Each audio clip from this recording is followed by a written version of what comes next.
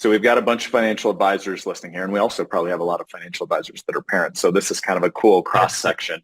So Yep. let's go into personal finance Yes. because I believe this is one of the biggest failures of our current education system, Great. where children graduate high school and they don't know how money works. I can think of a really, really intelligent friend back to schooling. Like I think he was perfect math, perfect ACT. We get to college and I think he's got a 30,000, 15, $20,000 credit card bill because he just wasn't educated on like what this means when you throw a bunch of stuff on a credit card. And I've seen a lot of really smart people get themselves in trouble there. So let's look through the lens of you've got financial advisors that are helping the general population, call it boomers to retirees with their Yeah. personal finances and transitioning into retirement. But are there lessons that you take from what you've changed with personal finance and kids that can maybe translate? What have been some of those learnings along the way or the different focuses that you all look at?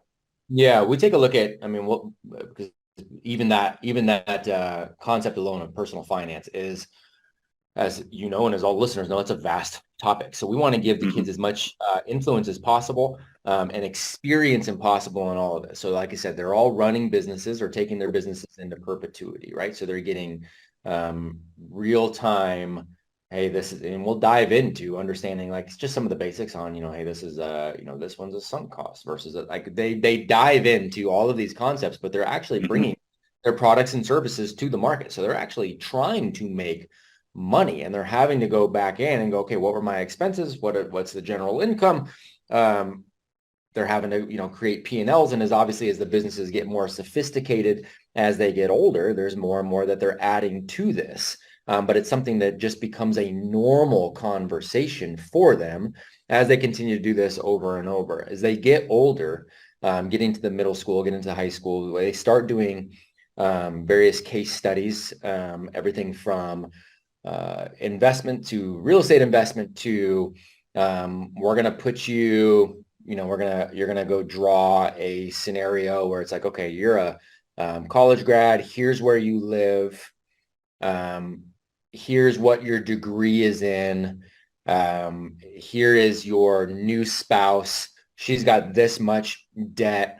You guys got to work together to figure out, okay, so like look real time right now. You're in New York City. What are the rents in New York City right now? Like go look, go figure out where could you potentially live? What is the degree you have? So what are the open jobs right now? How are you going to go get one of these jobs?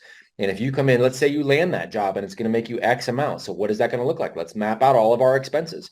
Now, don't forget your new wife, she's also got all this college debt.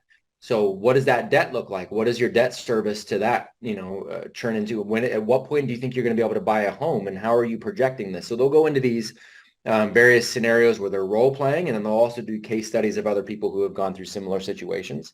So they'll take a look at these different financial models. We'll talk about the 1041 tax system and how that differs greatly from the 1040 tax system. But we'll tackle that in their later years as well.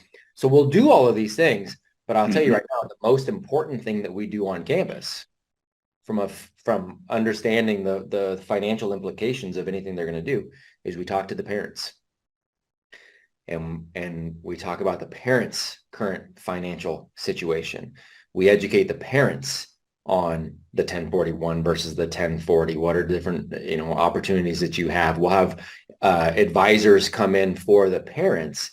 And then as the parents are moving their own plan forward, we have them share their specific plan, the cash flow for their family, any kind of trust structure for their family. We have them share that with their own kids and bring them along for the ride. We grew up in this Mm-hmm. weird time where it's like, it's rude to talk about money. You don't talk about politics. You don't talk about religion. So now we got a whole population that can't talk about money, religion, and politics. All right. So we want the parents to get their own education moving forward and bring their kids along with them. That's the most powerful thing we do.